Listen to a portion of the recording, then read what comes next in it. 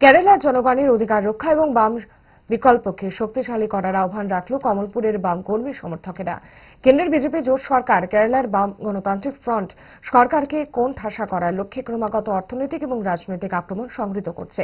তার বিরুদ্ধে বুধবার কমলপুরে শ্রমিক কৃষক ক্ষেত মজুর এবং জেএমপির উদ্যোগে এক প্রতিবাদ মিছিল শহর পরিক্রমা করে এক সভায় মিলিত হয়। উক্ত সভায় সিপিআইএম রাজ্য কমিটির সদস্য অঞ্জন দাস কেন্দ্রের বিজেপি সরকারের সমালোচনা করে বক্তব্য রাখেন। কিছু সম্পদশালী লোক মুনাফার পাহাড় তৈরি করছে, সম্পদের পাহাড় তৈরি করছে, দেশের সরকারকে রাজ্য সরকারগুলিকে ব্যবহার করছে। এই ক্ষেত্রে ব্যতিক্রম দক্ষিণ ভারতের সেই রাজ্য কেরালা। এখানে ধনীদের জন্য, শিল্পপতিদের জন্য কাজ হয় না।